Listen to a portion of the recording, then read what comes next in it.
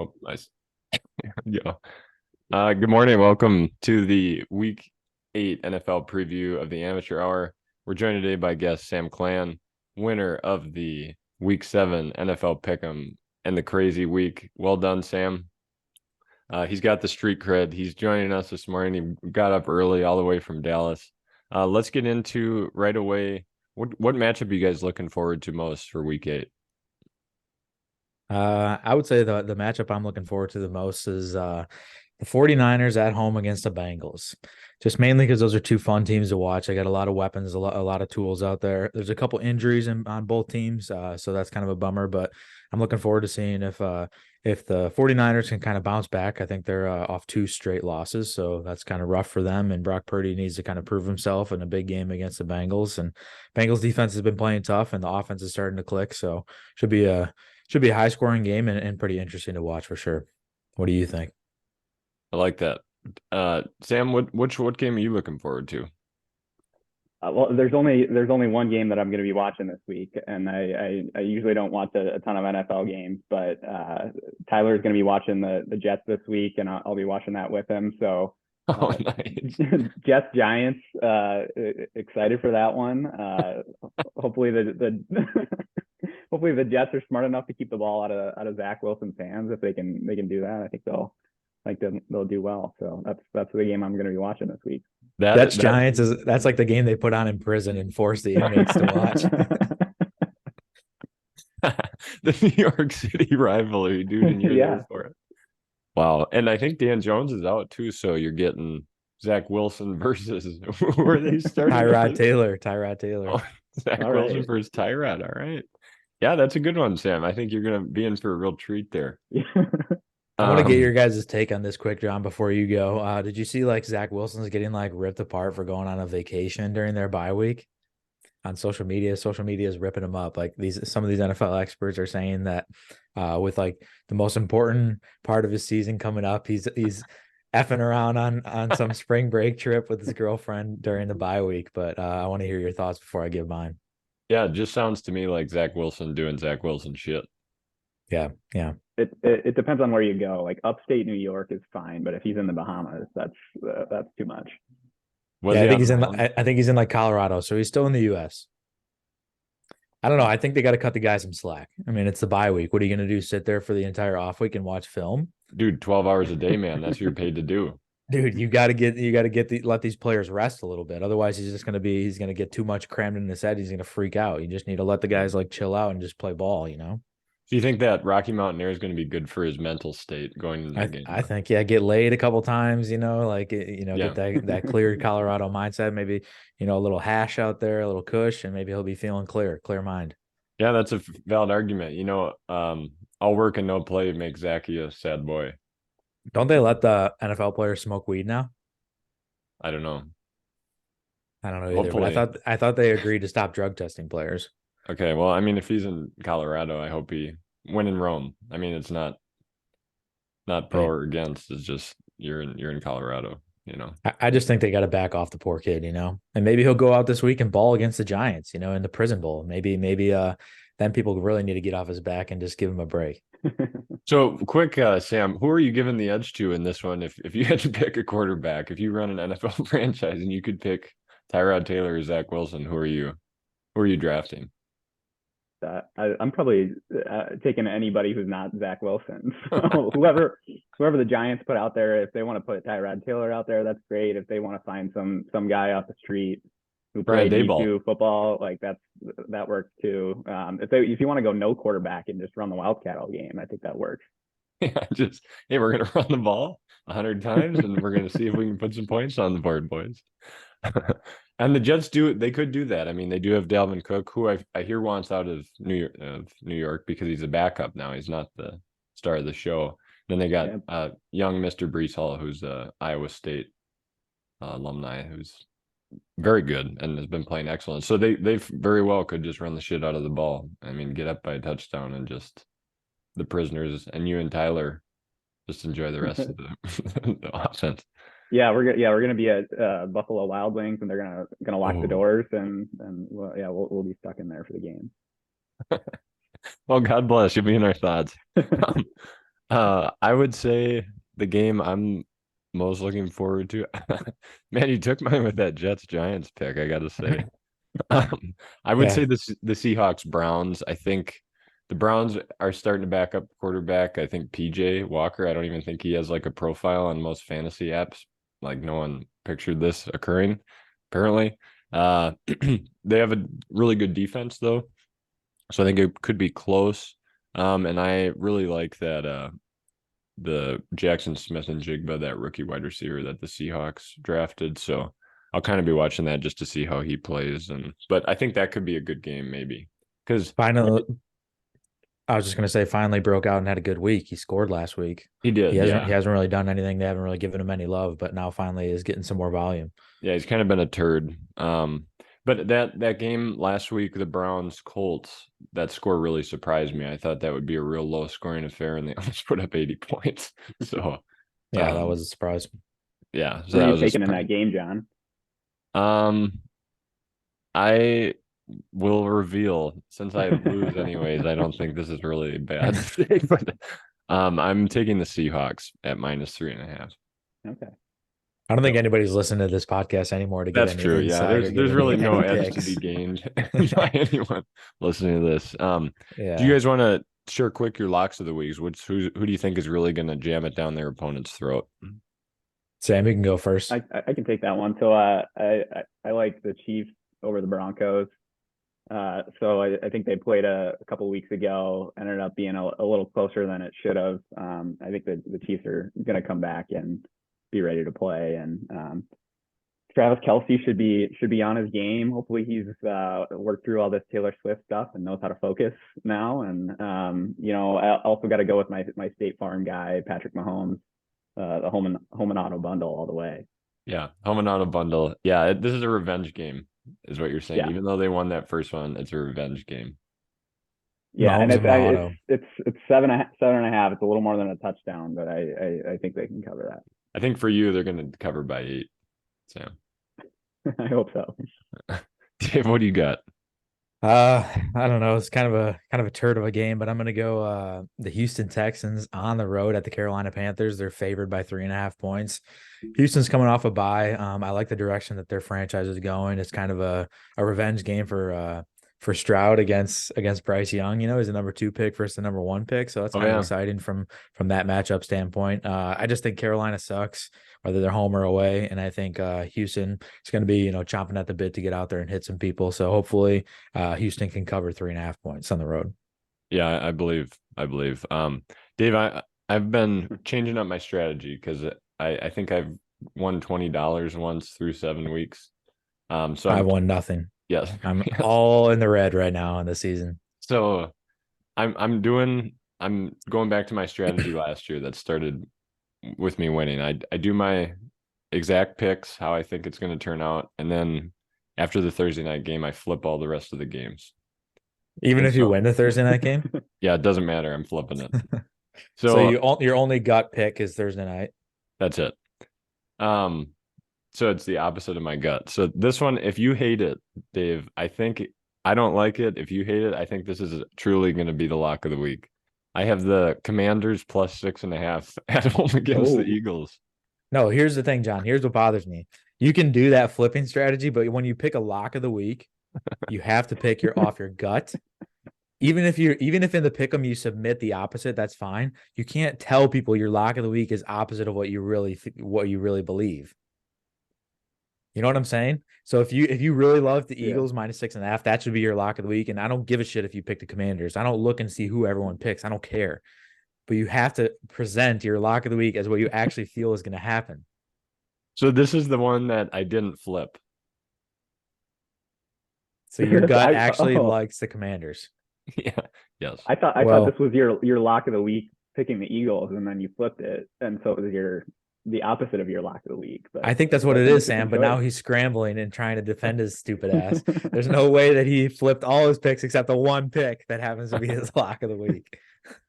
That is a fib, but put me down for the Commanders plus 6.5. Yeah. Look, All right. I think there's a lot of merit to the strategy of flipping some picks. That might work for you, John. I think somebody to keep an eye on. So that's the crazy thing about this is if you are picking a lot of games right, that's great. If you're picking a lot of games wrong, that's equally as good. It seems like you got some sort of edge. You know what's going on. Ideally, you'd know what Evan Kachiver's picks are going to be each week, but A, he's not going to tell you, and B, I know you guys had him on the podcast a couple of weeks ago to try to prove that he's not an AI robot, but AI can do some pretty impressive things these days on video. So I still don't believe it. Yeah. But the guy you should be reaching out and asking for his picks every week is Trevor Carlson. Yeah. He's got a nice long track record of not picking very well. So it seems like he knows something. So reach out. I'm sure he's happy to share his picks. He's at 507-456-4358. Just shoot him a text. Oh my God. And last week, I think he had a real humdinger. Let me see how he did here. He might be the only person worse than me, I think, in the league.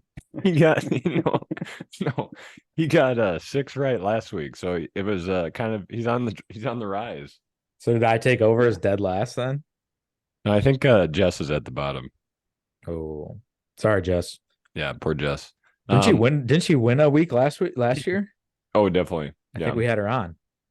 I think the most impressive thing last week was Dan getting one right. He got the Thursday night game right, and then not a single one after that, which is just unbelievable. I got Thursday night, and then I got the whole noon slate wrong. That was always a kick in the balls. You know, you always think you're on a hot trajectory when you win Thursday night, and then when you just go goose egg on the noon games, that just you're out of it right away. Oh, here we go. Here's a peak Trevor performance, week 5, 2 out of 14. So yeah, so I think you're right. I think we'll get together with Trevor. We'll assess if we agree on something. We'll absolutely go the opposite, and it should work out. There you go. Yeah, that's the secret sauce. Well, I do have a confession to make. Starting this week, I'm also doing the opposite mentality. I'm going to go through and see what games I like, and I'm just picking off the opposite. So if I like one thing, I'm just picking the opposite.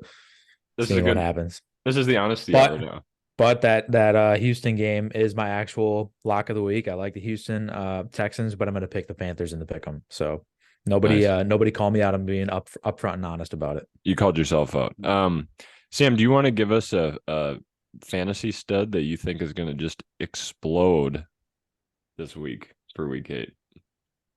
Yeah, and it doesn't have to be a sweeper, right? It can just be somebody who I think is going to have a big week. Because it's your first time on. We're going to let you go with who you want. Well, okay. And it has to be on the football field, Sam. It can't be someone that's going to explode on a massage table like Deshaun Watson. So it has to be someone that's actually going to do well in the field of play. Oh. Fortunately, I was thinking about it in terms of on the field. So I'm gonna go with Breece Hall this week. I think he's gonna tear up the Giants. Like to see an Iowa guy. He's from Iowa State. He's going to be getting a lot of the snaps for the Jets. And again, Robert Saleh has got to keep the ball out of Zach Wilson's hands. So I think he's going to go big this week. Sam's going to be handcuffed to the table. He's going to have sore wrists just eating Buffalo Wild Wings, watching Breece Hall tear up that Giants defense, dude. He's going to have the time of his life. Sam, I think you and we keep going back to this prison bowl, and I think you and Tyler got to get last minute flights to New York and head out there and see it live, Yeah, there you go. There's probably cheap tickets available. Oh God.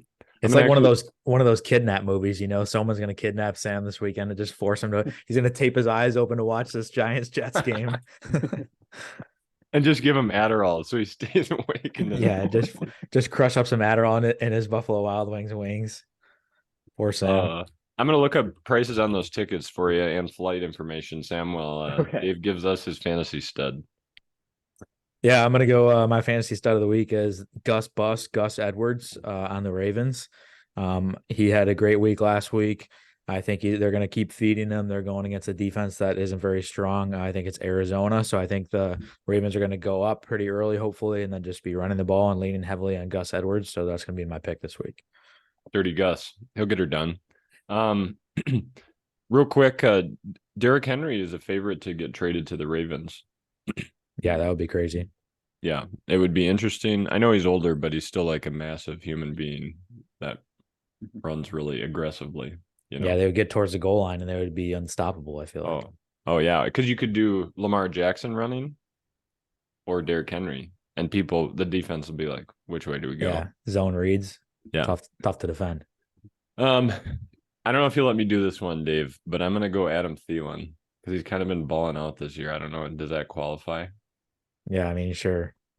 Okay. Sure. Because he's not like Stephon Diggs or Tyreek Hill. Yeah, that's fine. Okay. So my thought process is That means he has to have over 15 points. 20. Otherwise, you get the turd of the 20. week. All right, 20. fine. I'll take your 20. I think the Texans are going to come out hot because they're coming off a bye, I believe. They're going to come out hot, get up by like 14 points, and the Panthers will be forced to just pass the shit out of the ball. And hopefully Thielen just gets a lot of targets and maybe a little sorry, I'm hungover. What's the word? Garbage time? Yeah, garbage time. Yeah, touchdown. garbage time. Yeah.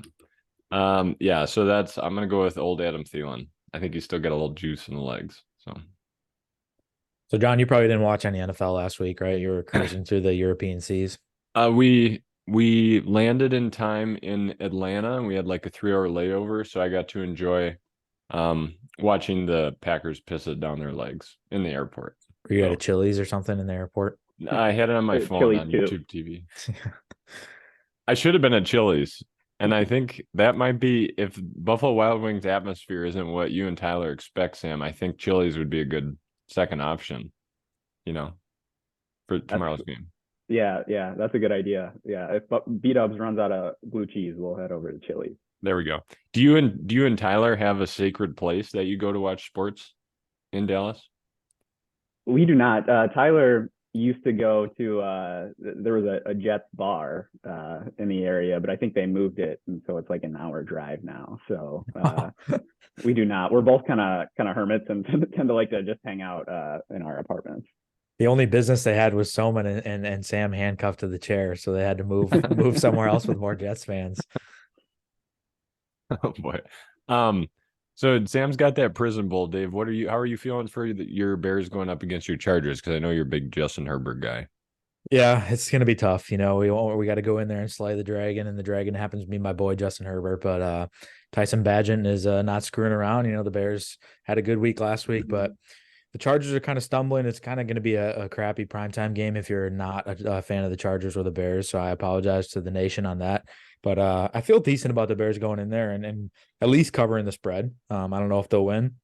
Could be one of those get right games for the Chargers. They've been, like I said, stumbling lately. So I don't know. I always like watching my team. I always like watching them in primetime, but usually the primetime games are always more disappointing than the regular games because Sunday night you go in there, you lay a turd on primetime national television. You listen to Collinsworth just run his mouth all day long, and just talk shit about the Bears, how bad they are, how bad they look. And then you just go into the rest of the week just thinking that way. But when they lose in a noon game, then you can bounce back quickly with the 3:30 games and the Sunday night game and Monday night game to make you feel better about the Bears loss. So we'll see how it goes. I was very negative last week with Sam Klann about the Bears outlook, and then they ended up winning against the Raiders. So who knows? Maybe they'll surprise me. How did that come to be the Sunday night game this week? I don't know. I think it was like the Bears kind of had some decent hype going into the year. The Chargers always have a lot of hype. They have some big name players. And then they were thinking kind of like Justin Fields, Justin Herbert, big quarterback matchup. But hopefully both teams are doing pretty well at this point of the season. Let's put it on prime time. And then I don't know I think it might be too early to flex out games. So I think they just had to stay put no matter what happened. Yeah. I don't know when that starts, but I think it's like starting in week 10 or something. They can start flexing Something them. like that. Double digits, I think. Yeah. Yeah. And I think this was really in response to the Denver Broncos being so hyped up and then like puke on the ground. You know what I mean? And then the entire country was forced to sit there and watch these because there was no other football. And it was always like Thursday night or Monday night games that they were playing. And I think they thought that the masses were going to revolt, I think. And that's why they did this flexing. The flexing is a great idea. But the one problem with the flexing is like I feel bad for fans that are planning things around those games. Yeah. Like imagine if I was going to LA for an extended weekend, and I was planning on going to the Sunday night game. I was gonna fly in Sunday at 2:00 or something in California, and the next thing you know, like they move it to a noon game on Sunday, and then my whole plans change. So that's the difficult thing about flexing. They need to give people at least a couple weeks notice, which I think they've done better at doing. Yeah, I don't remember how long ahead of time they got to do it, but I think it's like almost 7 days they have to give notice that they're going to flex them or something Yeah. like that. But it's nice as a fan. Like, as fans, do you guys like to have primetime games, or you prefer to have it like during a regular slate with more games going on to distract maybe the national audience? What do you think? I like prime time, even Yeah, when I they like suck. I like prime time. Yeah. Dude, I love that new song they have for Monday Night Football with Chris Stapleton and Snoop Dogg, like the greatest mix, like peanut butter and jelly we never thought we wanted. I've But never it's heard it because I'm always working. I always get home at like halftime or later, so I never oh, heard it. have you I'll have seen to it, Google Sam? it. I haven't. No, is Carrie Underwood still doing the Sunday night? She is, yeah. So Nothing stacked up to that. No. oh, okay. So you gotta check it out. They basically remixed Phil Collins' "I Can Feel It Coming in the Air Tonight," that song. Okay, And that's it's Chris interesting. Stapleton, and then Snoop Dogg does a little rap like all the players that are playing that night. So I don't know. Just give it a try. Just test it out one night on a Monday night. Maybe next week we'll have that as our intro to the podcast episode, so we can all hear it. Yeah, I can. Um, Yeah, hopefully I won't get in trouble for that. Real Yeah. quick, Sam, I did find you a flight from Dallas, just a one-way ticket to New York. Okay. Only Yeah, I don't need to come back. $289. Yeah, you just stay there for the next game. And Is it tickets Spirit are though? Is it Spirit? no, this is American. Okay, I This can is work with one way that. though. So 290 one way and then tickets 150. So you could enjoy it for about $500 Yeah, that's minus. that's that's cheaper than going to a Cowboys game here. So Oh yeah, that's true. we'll start a GoFundMe for you, Sam. I appreciate it. Get Sam to Yeah. the prison Yeah. bowl. Yep. Yeah, pay for my lawyer so I can get out of prison. Hey, Yeah. real quick, and this is off topic. I know we talk about football, but weren't the Texans supposed to be shitty at baseball this year? Like when we were down there, weren't they just duds? The Rangers. Or Rangers, sorry. They were. They have not been good in recent years. Man, I remember back, I think it was like 2011, they played the Cardinals in the World Series, and I don't know that they've done much since then. So, and they really don't have any stars, but then, then the Mets go and, trade like $200 million worth of players at the deadline, and they were a beneficiary of that. So, and it's just the playoffs are just, it's just a crapshoot. I mean, you never know who's going to get hot in the playoffs. Yeah, I the just Rangers were I think 2 years ago they were like 50 and 110 or something like that. They had a terrible season, and they've played the last couple of years they spent 500,000 or $500 million, $500 million on their middle infield. So two players, Corey Seager and Marcus Simeon. So those guys are like $250 million a piece players. And then they brought in Jacob deGrom, who's injured. So they spent a bunch of money on him. They traded for Max Scherzer at the deadline, like Sam said. So I think they're like top 5 in payroll now, which is crazy. But that they are kind of a surprise team. And then the Diamondbacks are even more of a surprise team. It's like right. they're probably in the bottom 10 of payroll, I would guess.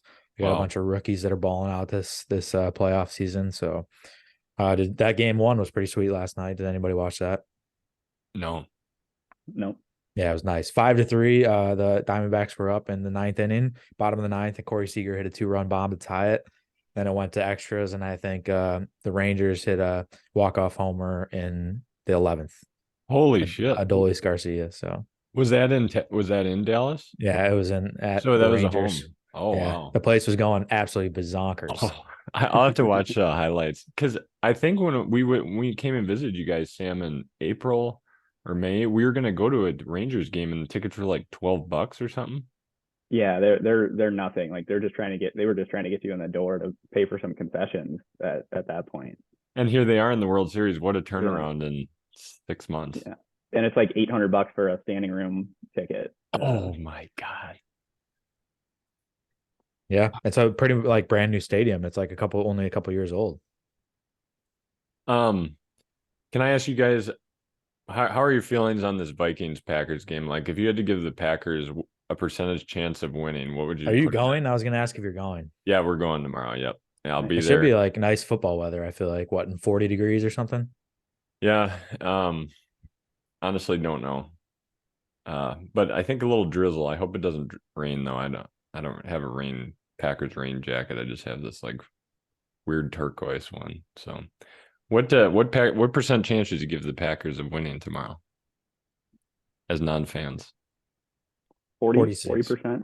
All right, yeah. Hey, see, we're on this kind of on the same page. That's pretty fair. So like just a little bit of a lopsided coin. Yeah, a little bit lopsided towards the Vikings, but I'm not buying in on the Vikings yet, especially without Justin Jefferson. So the Packers, they've had some turd weeks. Jordan Love still really good. They've kept him in all these games. So they'll keep him in the game against the Vikings, I think. So as long as the offense can click a couple times, if they give Aaron Jones the ball, I don't know why they don't give him the ball more. Then I think the Packers have a pretty decent chance. It's like 80% or something towards the Vikings in the pick 'em, right? Yeah, a lot of people going Vikings. Oh, Yeah. am I back? Can you see me? Yeah, Yeah. Go, Sam, yeah. go.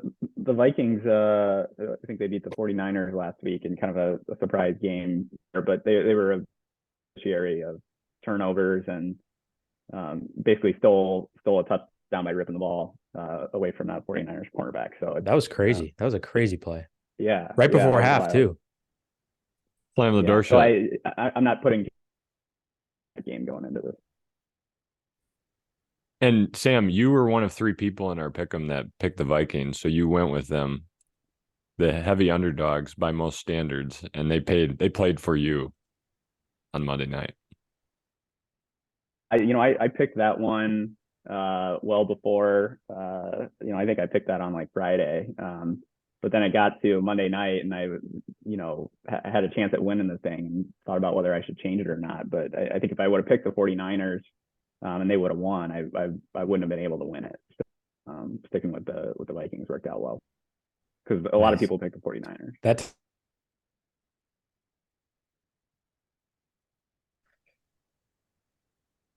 It's all about that payout. My dream since I was a little kid was to win $100. So I made it.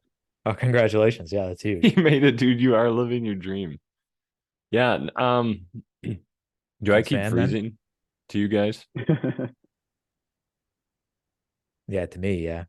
Just a little bit. My internet connection is unstable, so I apologize to our listeners. That's definitely my fault. It's all right.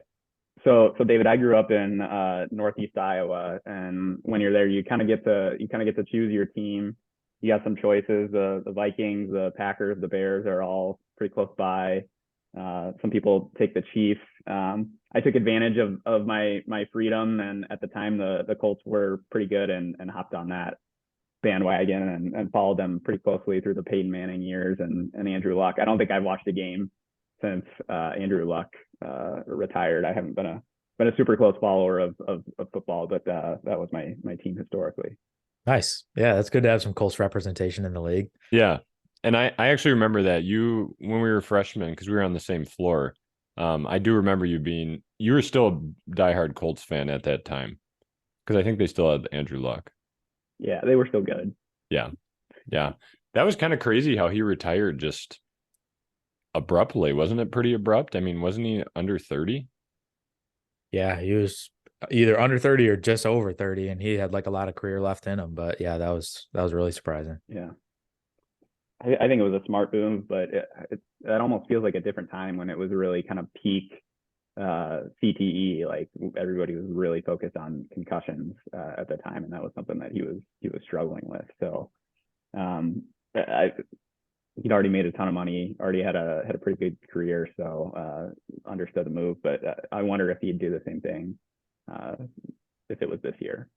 Yeah. At the time, where like as a Colts fan, like how did you feel? Because as like just as a Bears fan, as an NFL fan, I was like, and I'm a fan of the Pac-12 too. So I watched Andrew Luck like against Oregon multiple times when he was at Stanford, and so when he retired, I was just like devastated. I was just like, damn, he was one of the premier quarterbacks in the league. He brought the Colts to the playoffs like almost every year, like clockwork. He won up a couple playoff games for them, I think. And so I was like pretty sad. But as a Colts fan, like you have your franchise quarterback, he's pretty young. Like he's the prototypical quarterback, right? He's got the size, the arm, the intelligence. Like, did you just feel like absolutely devastated, or were you in the right mindset that you are now, and you were like, this is a good move for him? I'm happy for him and his family. Yeah, I think at the time, I think I was starting to pay less attention to football, so I probably would have been more worked up about it. Had it been when I was younger and was watching a lot more games. I mean, there's a recognition that he's not going to be replaced. I mean, they got incredibly lucky when Manning left to be able to draft Andrew Luck in the first round. Like Manning got hurt, Dan Orlovsky put together a nice 2-14 season for him so that they could draft Andrew Luck, and I mean that was incredible. But like you're not going to do that another time, and it's clear that's how it's played out. I mean they just absolutely have not been able to replace him. Well, shit, and at least he gave you like the good run that he did. Imagine if Washington, because didn't Washington draft first and they took RG3? So imagine if they took Andrew Luck and then you got stuck with RG3 and then he gets injured and has this like injury riddled career. You know, I think I have that right. Didn't he go number one because he won the Heisman? RG3.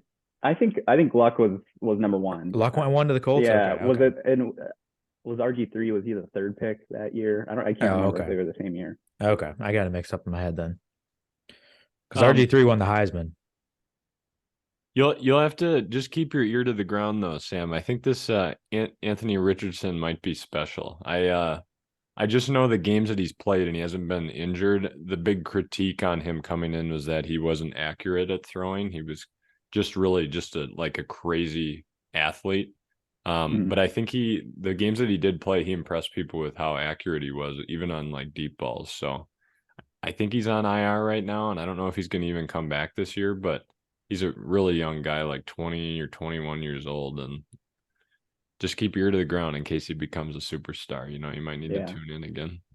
I struggle with the idea of athleticism delivering success at the quarterback position. If you look at all the guys that have been great, they've got the mind, or they've got kind of a special ability to, like Patrick Mahomes can roll out and throw from anywhere.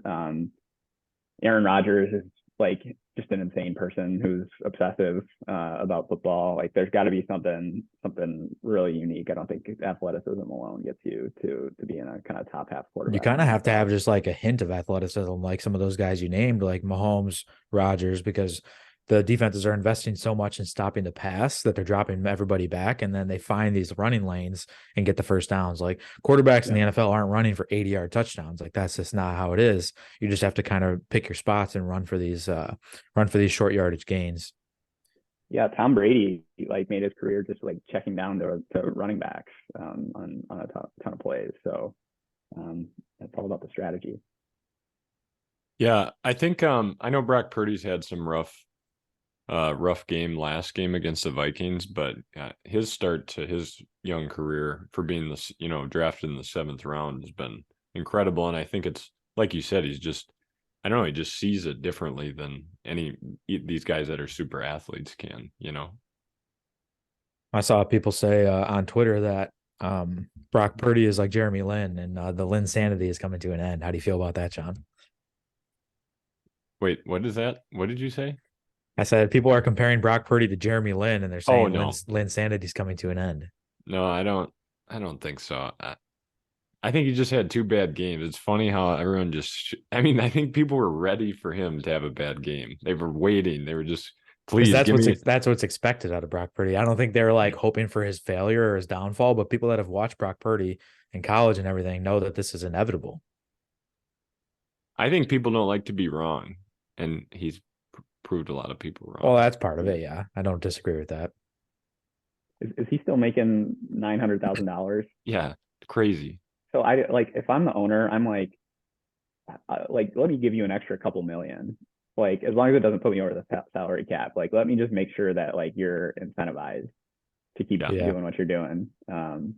And I'm sure he is. Like I'm sure he wants to build a great career, but I think you just want to build it's a good opportunity to build some goodwill. So I wouldn't be afraid to throw some extra money at him. Yeah, and that goes a long way when guys end up becoming superstars. Like apparently Giannis, this is the NBA, it's different, but if he did not get drafted, he would have had to go back to Europe, and he was going to be arrested because he was technically not a citizen of Greece. And so the Bucks drafted him, and they said, no, we're going to bring your whole family over. And they gave his brothers all those spots on the team. And so like, I think he just re-signed like another 3 years. But some of these guys, if you treat them really nice when they're young, they do remember that if they become superstars and they're good to the franchise, Yeah. So hopefully they take him out to Buffalo Wild Wings or on half price Thursdays, get him some boneless wings. Yeah, I'm sure that's what Giannis wants. Um, What's your go-to sauce at B-Dubs, Sam? yeah. We got about a minute left. So Sam, you're gonna get us out of here. Give us your last thoughts. This podcast is not sponsored by Buffalo Wild Wings, by the way, but our email is open, B-Dubs. Yeah. I'm a honey barbecue guy, through and through. That's what it's all about for me. So some classic buffalo works great too. I don't get these people who are getting into the lemon pepper, the ghost pep. Just there's all kinds of stuff that is just outside of the bounds of what I think is appropriate for wing sauce. I tell you what, I had Sauce Gardner's signature sauce, and it was pretty decent. It's like a mix of barbecue and Asian zing, I think. Mm-hmm. So pretty decent sauce. Okay. Shout out to Sauce Gardner. Yeah. I agree with you, Sam. I'm not a dry rub guy. I don't get the dry rub people.